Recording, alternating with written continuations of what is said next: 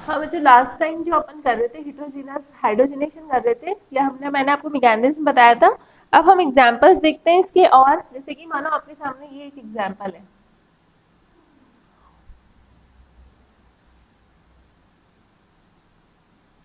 अब दो double bond है इसके अंदर, और हमने जो लिया है वो 1 मोल ही लिया है। ठीक है, तो मतलब इन दोनों में से जो रिडक्शन होगा वो केवल एक ही का होगा।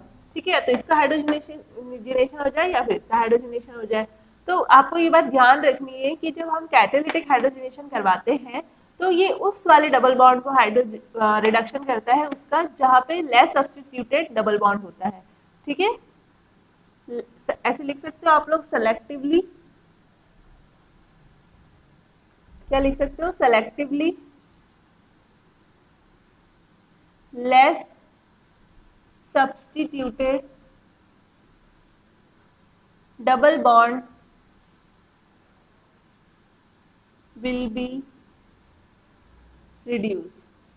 ठीक है, तो अब इन दोनों में से जो लेस सब्स्टिट्यूटेड है वो कौन सा है? ये वाला डबल बॉन्ड है, क्योंकि इसके अंदर भी ये वाला जो है इससे 2 अल्काइल ग्रुप लगे हुए हैं, और यहाँ पे भी एक अल्काइल ग्रुप से जुड़ा हुआ है। यहाँ पे ये दो तो लगे हुए पर ये आगे किसी से भी नहीं जुड़ा हुआ, तो लेस सब्स्टिट्यूटेड कौन सा हो गया? ये वाला। तो इसलिए ये वाला जो डबल बॉन्ड है ये होता है रिड्यूस। तो यहाँ पे क्या बन जाता है? बस ये इस तरीके से हो जाएगा, मतलब ये कार्बन भी तो है ये वाला। ठीक है ना, ये रिड्यूस हो गया। अब मान लो हम यहाँ पे 1 मोल की जगह पे अगर हम 2 मोल ले लेते हैं। चलो एग्जाम्पल ही दूसरा लेते हैं। मान लो आपके सामने हमने लिए दो डबल बॉन्ड, जिसमें से तो ये है और एक ये है। ठीक है, अब ये दोनों ही जो है डिफरेंट टाइप के हैं दोनों। ठीक है ना, देखो अब बात करते हैं, अगर हमने जो रिडक्शन करवा रहे हैं हम वो 2 मोल के साथ में करवा रहे हैं, तो 2 मोल है तो मतलब ये दोनों ही रिड्यूस हो जाएंगे, इसमें कोई फर्क नहीं पड़ेगा कि हमने कौन सा डबल बॉन्ड एक करवाना है। ठीक है ना, ये दोनों ही रिड्यूस हो जाएंगे एक साथ में। तो ये इस तरीके से ये लग जाएगा CH3 और ये। ठीक है, तो इस तरीके से ये थोड़ा सा सिलेक्टिव होता है। अगर हम इसमें अगर 1 मोल या 2 मोल लेते हैं, 1 मोल लेने पर इसमें वही वाला carbon double bond carbon reduce होता है जिसके ऊपर सब्स्टिट्यूएंट जो है वो कम लगे हुए होते हैं। ठीक है, और देखिए देखिए एक अलग कैटेगरी के एग्जाम्पल है, ये थोड़ा सेंटेंस आप लोग नोट करो। Selective reduction of carbon double bond carbon in compound containing other unsaturated groups can usually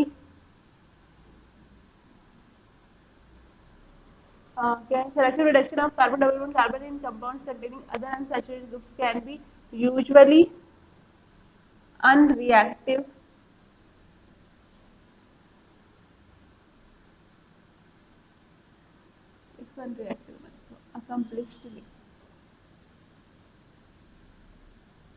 accomplished except in the presence of carbon triple bond carbon aromatic NO2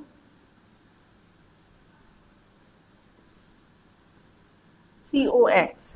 ठीक है, हमने क्या लिखा है? हमने ये लिखा है कि कार्बन डबल बॉन्ड कार्बन के अलावा अगर इनमें से कोई भी ग्रुप अगर प्रेजेंट होगा तो उनका रिडक्शन नहीं होगा। कब? जब सेलेक्टिव रिडक्शन होता है, केवल किसका होता है? कार्बन डबल बॉन्ड कार्बन का रिडक्शन होता है। ठीक है, तो इसके लिए हम क्या यूज कर सकते हैं? तो इसके लिए हम यूज कर सकते हैं द बेस्ट कैटलिस्ट जो होता है, the best catalyst for selective reduction selective reduction is palladium. हम क्या ले सकते हैं इसके लिए? हम पैलेडियम ले सकते हैं। पैलेडियम के साथ में अगर हम लोग रिडक्शन कराएंगे तो केवल और केवल ही कार्बन डबल बॉन्ड कार्बन को ही रिड्यूस करेगा, इनमें से किसी को भी रिड्यूस नहीं करेगा अगर ये सबस्ट्रेट के अंदर प्रेजेंट हुए तो। ठीक है, अब देखिए एग्जाम्पल, मान लीजिए यहाँ पे साइनो ग्रुप लगा हुआ है, CN ग्रुप लगा हुआ है।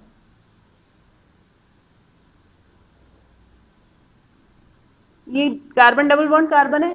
अब हम चाहते हैं कि ये रिड्यूस ना हो, केवल ये रिड्यूस हो, तो हम क्या ले लें?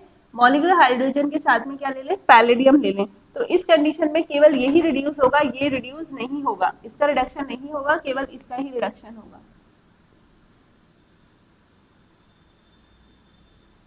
CH2 CH3। आगे क्या बात समझ में? इसी तरीके से हम और एग्जांपल ले सकते हैं। मान लो जैसे यहाँ पे NO2 लगा हुआ है, CH double bond CH, CH2 CH3। अगर मैं को यहाँ पे केवल चाहती हूँ डबल बॉन्ड का ही रिडक्शन हो, इसका रिडक्शन ना हो, तो मुझे क्या लेना पड़ेगा, पैलेडियम ही लेना पड़ेगा। ठीक है, H2 पैलेडियम। तो क्या होगा, NO2 तो वैसे का वैसा ही रहेगा, बाकी इसका रिडक्शन हो जाएगा। आगे बात समझ में? इस तरीके से तो आपको ये बात ध्यान रखनी है कि इनमें से अगर कोई ग्रुप प्रेजेंट है तो इनका रिडक्शन नहीं होता, केवल इसका रिडक्शन होता है जब हम सेलेक्टिव रिडक्शन करवाना चाहते हैं तो। और सेलेक्टिव रिडक्शन के लिए हमारे लिए बेस्ट है कि हम पैलेडियम यूज करें। ठीक है, चलो ये तो हो गया अपना हेटेरोजेनस हाइड्रोजनेशन, जिसके अंदर हमने क्या लिया, कैटालिटिक मतलब कैटलिस्ट लिया हमने एक, जो कि कोई मेटल ली, इसके अलावा हमने मॉलिक्यूलर हाइड्रोजन ली। ठीक है, अब हम ले रहे हैं होमोजेनस हाइड्रोजनेशन करवाते हैं। देखिए क्या रिएजेंट उसके लिए हम यूज करते हैं। देखिए अब हम करवा रहे हैं सेकेंड कैटेगरी, होमोजेनस हाइड्रोजनेशन। ठीक है, ये हम करवाने वाले। तो इसके लिए जो बेस्ट है होमोजेनस कैटलिस्ट जो होता है वो क्या है, विल्किंसन कैटलिस्ट। नाम तो आप लोगों ने सुना हुआ है पहले भी और आपको पता भी है होता क्या है, लेकिन अब मैकेनिज्म देखते हैं अपन इसका। Triphenyl phosphine rhodium chloride. ठीक है, ये होता है अपना क्या, विल्किंसन कैटलिस्ट, जो कि हम किसके लिए यूज करते हैं, होमोजेनस हाइड्रोजनेशन के लिए यूज करते हैं। इसके अंदर से ही हाइड्रोजन जो है वो ट्रांसफर होती है और कैटलिस्ट भी यही है, हाइड्रोजन भी इसी में से ट्रांसफर होगी। तो इसलिए हम कहते हैं कि होमोजेनस हाइड्रोजनेशन हो रहा है। मॉलिक्यूलर हाइड्रोजन अलग होती है और कैटलिस्ट अलग होती है, फिर उसके सरफेस के ऊपर जाके रिडक्शन करते हैं, तो उस प्रोसेस को हम बोलते हैं हेटेरोजेनस। ठीक है, अब देखिए इसके अंदर क्या होता है, हम जो सॉल्वेंट हम यूज करेंगे कि ये उसके अंदर क्या हो जाए, डिसॉल्व हो जाए, तो हम सॉल्वेंट जो यूज करते हैं वो लेते हैं मिथाइल अल्कोहल। ठीक है, मिथाइल अल्कोहल क्या है, CH3 मतलब OH, ये हो गया।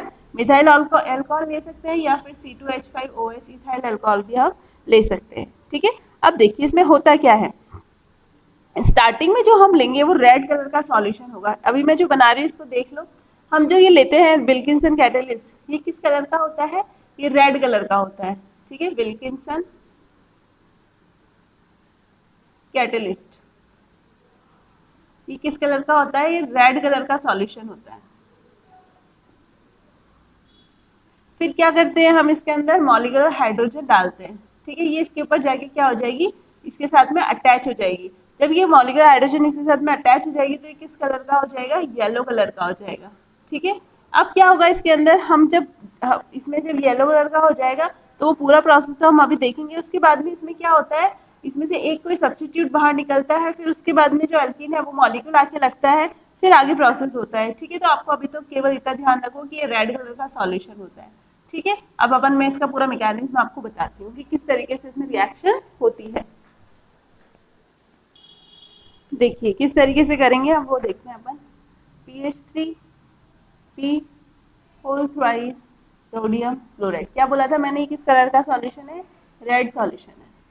ठीक है, अब हमने इसमें क्या करी, मॉलिक्यूलर हाइड्रोजन पास करी, तो इसमें मॉलिक्यूलर हाइड्रोजन जाके अटैच हो जाएगी किस तरीके से, PH सॉरी R है, ये H। ठीक है, रोडियम है ना, ये P, PH3 Cl PH3 P। ठीक है, इसको ऐसे लिखोगे तो ज्यादा अच्छा नहीं रहेगा, PH3 से जुड़ा हुआ है, PH3। ठीक है, और यहाँ पे एक और PHC। ठीक है, अब क्या होता है इसमें से, जब ये हाइड्रोजन लग जाती है तो इसमें से एक जो PPHC है वो जो है वो बाहर निकल जाता है। अब कौन सा PPHC बाहर निकलेगा, क्योंकि ये दोनों तो मतलब आमने सामने, तो ये वाला बाहर निकल जाएगा इसमें से। तो देखिए क्या होगा, माइनस PPHC जो है बाहर निकल गया, तो क्या होता है, rhodium HCl H PPHC PPHC। ठीक है, इस तरीके से ये बन गया। जब ये बाहर निकल जाता है तो इसमें अब स्पेस हो गया कि और भी इसमें आगे कोई लग सकता है। तो अब इस पे कौन आगे लगेगा, एल्कीन का मॉलिक्यूल इसमें आके अटैच हो जाएगा। एल्कीन का मॉलिक्यूल ले लेते हैं हम, ये एल्कीन लिया हमने। अब ये जो है इसके ऊपर जगह हो गई ना, ये निकल गया, तो अब ये जाके इसके ऊपर अटैच हो जाएगा। तो ये रोडियम, ये क्लोराइड, ये H, ये H, PPH3, PPH3। अब यहाँ से जो है ये इस तरीके से इसमें जुड़ जाता है, ठीक है, R dash R, R dash R, ठीक है, ये जुड़ गया। अब क्या होगा, इसके अंदर एक एक करके हाइड्रोजन ट्रांसफर होगा। पहले ये हाइड्रोजन जो है जिस साइड से ये रोडियम अटैच हुआ है उसी साइड से हाइड्रोजन का ट्रांसफर होगा, ठीक है। ऐसा नहीं है कि ये यहाँ से अटैच हुआ है तो इसके अपोजिट साइड से, जिस साइड से ये अटैच हुआ है उसी सेम साइड से ये इसका एडिशन होता है, ठीक है। तो आप लोग लिख सकते हो syn addition of rhodium and hydrogen, जहां से ये कैटेलिस्ट इस पर अटैच होता है उसी साइड से हाइड्रोजन का भी क्या होता है, अटैचमेंट होता है। अब जब ये इसके साथ जुड़ेगा तो और ये हाइड्रोजन इसमें ट्रांसफर होगा तो देखो क्या होगा, रोडियम से ये कार्बन, अब ये तो इसके साथ में जुड़ जाएगा, ये इसके साथ जुड़ गया तो ये कार्बन, एक कार्बन जोड़ दें अब अपन, आर, आर डैश, ये कार्बन। अब इस कार्बन पे ये आर दो जुड़े हुए हैं, एक हाइड्रोजन और जोड़ दिया अपन ने, ठीक है। आगे बात समझ पाओ, अभी बॉन्ड तोड़ दिया हमने, रोडियम के साथ इसको जोड़ दिया, हाइड्रोजन के साथ जोड़ दिया। अब रोडियम के साथ जो ये पूरा का पूरा मटेरियल लगा हुआ है इसको लगा दो, H लगा हुआ है, Cl लगा हुआ है, PH3 लगा हुआ है, ठीक है, इस तरीके से ये जुड़ गया। अब क्या होता है, यहाँ से ये तो हट निकलता है और ये जो है प्रोटॉन, मतलब जो अपना हाइड्रोजन है ये जाके कहाँ लगता है, इस कार्बन के ऊपर जाके लगता है, ठीक है। तो जब ये कार्बन पे लग जाएगा तो बस अपन को यहाँ से बॉन्ड टूट ही जाएगा, ये मॉलिक्यूल अलग हो जाएगा। देखो rhodium, Cl, PH3, PPH3 plus CH R, R dash CH R dash R, ठीक है। तो ये इस तरीके से अपना कंपाउंड बन गया। आप लोगों ने देखा कि इसके अंदर जो एडिशन होता है वो कैसा होता है, सिन एडिशन होता है, मतलब दोनों हाइड्रोजन जो है वो सेम साइड से लगते हैं। ओके, तो अब अपन इसके कुछ और एग्जांपल्स देखते हैं क्या क्या प्रोडक्ट इसमें मिलता है। देखिए अपन एग्जाम्पल देखते हैं फ्यूमेरिक एसिड और मैलिक एसिड का। मैंने आप लोगों को कल एक बताया था कि अगर सिस के ऊपर सिस ट्रांसफर होता है, क्योंकि कल जो हमने किया था उसमें भी सिन एडिशन ही हो रहा था, तो सिस पे जब सिस ट्रांसफर हो रहा था तो मीजो कंपाउंड बन रहा था। लास्ट वाले एग्जाम्पल को आप लोग देखिए, हेटेरोजेनस को देखिए, तो उसके अंदर आपको देखने पे पता चलेगा कि सिस के ऊपर जब सिन एडिशन होता है, सिस पे सिस होगा तो मीजो कंपाउंड बनेगा। तो वही फॉर्मूला यहाँ पे भी अप्लाई होगा कि अगर हम यहाँ पे PPH3 whole thrice sodium chloride हम ये ले रहे हैं तो ये भी सिन एडिशन करता है और ये भी सिन है, तो जो कंपाउंड बनेगा वो कैसा बनेगा, मीजो बनेगा। मीजो कैसे बनता है, इस तरीके से, जिसके अंदर प्लेन ऑफ सिमेट्री प्रेजेंट होती है, ठीक है। तो ये जो था इसको तो हम बोलते हैं मैलिक एसिड, ठीक है, ये हो गया मैलिक एसिड। अगर हम इस पे फ्यूमेरिक एसिड पे करवाएंगे तो उसमें क्या मिलेगा, आप पिछले वाले एग्जाम्पल को देखिए, ट्रांस के ऊपर सिन एडिशन होता है तो पेयर ऑफ एनेंटियोमर मिलता है, तो वही वो फंडा तो फिक्स है, उसमें कोई चेंज नहीं होगा, ठीक है ना। ये ट्रांस के ऊपर जो ट्रांस होता है इसको हम क्या बोलते हैं, फ्यूमेरिक एसिड। फ्यूमेरिक एसिड के ऊपर जब इस तरीके से होता है, विल्किंसन कैटलिस्ट है, तो फिर सिन एडिशन होगा। सिन एडिशन होगा तो क्या मिलेगा, पेयर ऑफ एनेंटियोमर मिलेगा, क्योंकि इसके अंदर प्लेन प्रेजेंट नहीं होगा, तो ये और इसकी मिरर इमेज दोनों ही एग्जिस्ट करेंगे, ठीक है, ये भी रहेगा और इसकी मिरर इमेज भी रहेगी। तो ये हमें जो मिलेगा, ये क्या मिलेगा, पेयर ऑफ एनेंटियोमर मिलेंगे, पेयर ऑफ एनेंटियोमर, ठीक है, इस तरीके से। आगे और एग्जांपल्स देखते हैं इसके अंदर। ये जो कैटलिस्ट होता है ये नॉन कॉन्जुगेटेड एल्कीन्स के भी रिडक्शन के लिए काम में लिया जाता है, और अगर इसके अंदर कोई और दूसरे जो रिड्यूसिंग एजेंट प्रेजेंट हो, NO2, CN, तो उनको ये रिड्यूस नहीं करता, ठीक है। जैसे कि मानो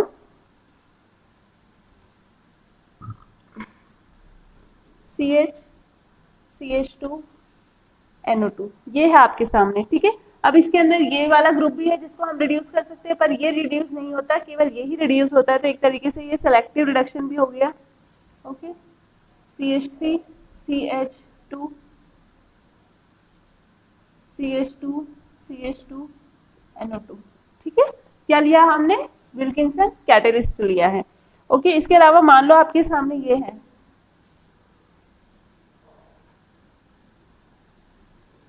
तो ये भी क्या है, लेस सब्स्टिट्यूटेड को ही रिड्यूस करना प्रेफर करता है, तो इसका रिडक्शन होगा। क्या लिया है हमने? विल्किंसन कैटलिस्ट लिया है, तो ये केवल इसको रिड्यूस कर देगा, इसको रिड्यूस नहीं करेगा। ओके, तो इस तरीके से आपकी कुछ एग्जाम्पल्स हो गए हैं, बस बहुत है इतने ही। ठीक है ना, आगे देखते हैं दूसरा मेथड जो है आपका, वो देखते हैं। देखिए सेकेंड मेथड क्या है, reduction with first a metal. First a metal पता है आप लोगों को, पीरियोडिक टेबल के अंदर जो फर्स्ट अपना ग्रुप होता है उसको हम बोलते हैं फर्स्ट ए। ठीक है, वो मेटल हम लें और किसके अंदर लें? लिक्विड अमोनिया के अंदर लें। ठीक है, तो आप लोगों को पता है हमने 3 मेथड पढ़े थे स्टार्टिंग के अंदर, तो हमारा फर्स्ट जो था वो तो हमने यूज कर लिया। फर्स्ट मेथड जो था हमारा वो क्या था, उसके अंदर अपन ने जो मतलब हम 3 मेथड में से हमने एक तो देखा था कौन सा, कैटालिटिक हाइड्रोजनेशन देखा था, तो वो हमने यूज कर लिया अभी जो हमने लास्ट रिएक्शंस पढ़ी उसके अंदर। ठीक है, एक सेकंड मेथड हमने देखा था जिसके अंदर इलेक्ट्रॉन ट्रांसफर होता था फिर प्रोटॉन ट्रांसफर करते थे, तो वही मेथड है इसके अंदर जो हम अभी पढ़ रहे हैं, सेम। ठीक है, तो देखिए इसमें क्या होता है, एग्जाम्पल ले रही हूं मैं।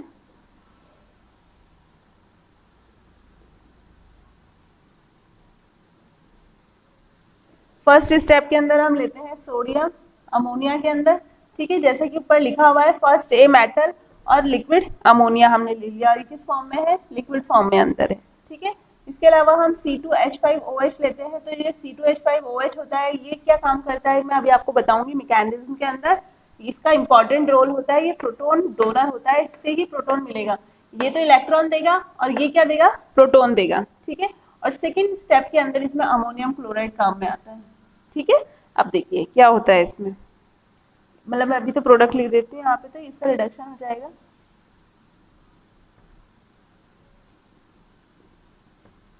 ये हो गया रिडक्शन। ठीक है, आगे देखो, एक लाइन लिखो इसके अंदर आप लोग, एल्किन्स, इसके अंदर कोई भी इलेक्ट्रॉन विड्रॉइंग ग्रुप नहीं होना चाहिए। ठीक है, देखिए alkenes having no electron withdrawing group are unreactive for this reagent। अगर इलेक्ट्रॉन विड्रॉइंग ग्रुप प्रेजेंट हो तो उसके लिए अनरिएक्टिव होती है। आप लोग देख सकते हो यहाँ पे क्या लगा हुआ है, इलेक्ट्रॉन विड्रॉइंग ग्रुप लगा हुआ है, ये इलेक्ट्रॉन को इस तरफ खींचेगा इस तरीके से, तो ये उसके लिए क्या होती है? अनरिएक्टिव होती है, इसको रिड्यूस ये नहीं करती। आगे बात समझ, इसलिए ये लाइन लिखी है मैंने आप लोगों को। एक एग्जाम्पल और देखिए,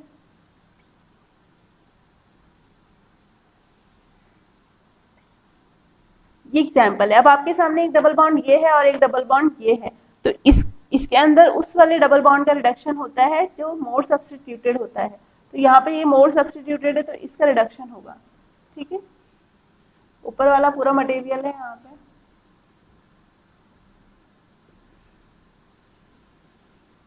ठीक है, इस वाले का होगा रिडक्शन।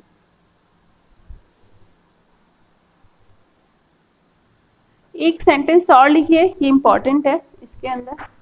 ठीक है, क्या है?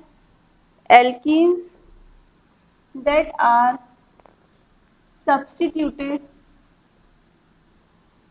with an electron withdrawing group on olefinic carbon can be reduced with this reagent. ठीक है, क्या लिखा है आप लोगों ने? ये उसी एल्कीन को करती है रिड्यूस जिसके ऊपर इलेक्ट्रॉन विड्रॉइंग ग्रुप लगे हुए होते हैं। तो अभी मैंने जो लास्ट एग्जाम्पल आपको लिखा है, आप लोग उसको थोड़ा गौर से देखो, उसका बेस्ट एक्सप्लेनेशन यही है, इसलिए मैंने इसको आपको टिक करवाया है, ये इंपॉर्टेंट है। ये एग्जाम्पल था। अब इस डबल बॉन्ड के साथ में ये ऑलिफिनिक डबल बॉन्ड, ये कार्बन है ना, इस कार्बन से ये इलेक्ट्रॉन विड्रॉइंग ग्रुप जुड़ा हुआ है, इसलिए इसका रिडक्शन हुआ है, ना कि इसका, क्योंकि इसके ऑलिफिनिक डबल बॉन्ड पे कोई भी इलेक्ट्रॉन विड्रॉइंग ग्रुप नहीं लगा हुआ है, इसलिए ये रिड्यूस होता है, ये रिड्यूस नहीं होता। ठीक है, इसलिए आपको इस लाइन को अच्छे से ध्यान रखिएगा।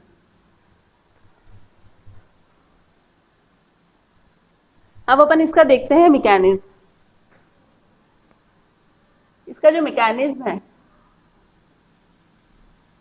उसके अंदर क्या फॉलो होता है, वही एनायन बनता है। ठीक है, फॉर्मेशन ऑफ रेडिकल एनायन बनेगा जिससे ये होगा रिएक्शन। तो देखो, हमने कहा था इलेक्ट्रॉन विड्रॉइंग ग्रुप लगा हुआ होना चाहिए, क्योंकि इस इलेक्ट्रॉन विड्रॉइंग ग्रुप का भी रोल है, उन्हीं का होता है रिडक्शन। तो इस तरीके से ये एक इलेक्ट्रॉन तो यहाँ आता है, एक इलेक्ट्रॉन यहाँ जाता है, तो ये सिंगल बॉन्ड से जुड़ जाएगा। और सोडियम हम ले ही रहे हैं, तो सोडियम क्या करेगा, एक इलेक्ट्रॉन इसको देगा। ठीक है, तो जब ये एक इलेक्ट्रॉन इसको देगा तो सोडियम इसको जब दिया तो ऑक्सीजन के ऊपर नेगेटिव चार्ज आ जाएगा, और जब ये इलेक्ट्रॉन देगा तो इस कार्बन के ऊपर एक इलेक्ट्रॉन रह जाएगा। इस एरो को अच्छे से लगाओ तो अच्छे से समझ में आएगा, इस कार्बन के ऊपर। ठीक है, जो ये है यहाँ पे आ गया, ये ऑक्सीजन, ऑक्सीजन के ऊपर नेगेटिव चार्ज आ गया, है ना। वो जो मेथड हमने किया था बिल्कुल वही मेथड है। अब क्या होता है इसके अंदर, मैंने बताया था आपको कि हम इसमें अल्कोहल भी यूज करते हैं। तो अल्कोहल क्या करता है, इसको प्रोटॉन देने का काम करता है। तो ये नेगेटिव चार्ज की तो बेस की तरह काम करेगा, ये यहाँ से H को निकाल लेगा और ये जो है OR माइनस इसमें से बाहर निकल जाएगा। ठीक है, तो अब देखिए क्या होगा, इसके अंदर एक स्टेप और लिखिए। इसके अंदर एक वो बनती है रेजोनेटिंग स्ट्रक्चर, वो बनाइए। ये इलेक्ट्रॉन यहाँ से यहाँ आते हैं, ये इलेक्ट्रॉन यहाँ से यहाँ आते हैं। ठीक है, तो इसमें क्या बनता है, ये रेडिकल एनायन बनता है, क्योंकि इसमें रेडिकल भी है और एनायन भी है। ठीक है, अब आप लोग देखिए इसकी स्टेबल फॉर्म बनेगी। ये रेडिकल इलेक्ट्रॉन यहाँ रह जाएंगे, ये इलेक्ट्रॉन यहाँ आए तो ये डबल बॉन्ड बन जाएगा और ये O माइनस। अब इसके बाद में प्रोटॉन का ट्रांसफर होगा। अब आप सोचोगे कि ऐसा क्यों हुआ, क्योंकि ये मोर स्टेबल है, तो रेजोनेटिंग स्ट्रक्चर में वही उस पर होती है रिएक्शन जो मोर स्टेबल होता है, OH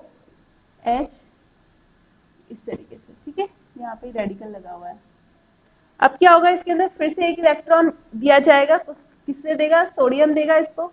अब जब एक इलेक्ट्रॉन और देगा तो यहाँ पे एक इलेक्ट्रॉन और जाएगा, तो नेगेटिव चार्ज लग जाएगा।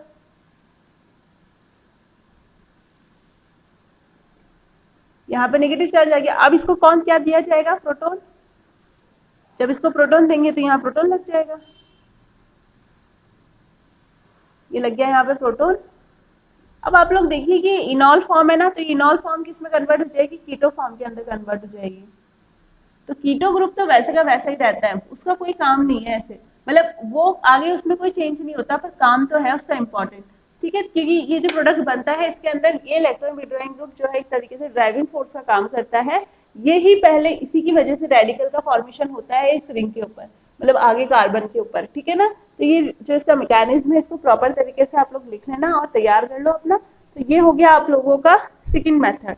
थर्ड मेथड जो है वो हम लोग नेक्स्ट क्लास के अंदर करेंगे इसका। ठीक है ना, तो अभी आप लोग ये दो मेथड लिखिए। नेक्स्ट मेथड जो है रिडक्शन विद डाई अमाइड, वो अपन नेक्स्ट क्लास के अंदर कंटिन्यू करेंगे। ओके।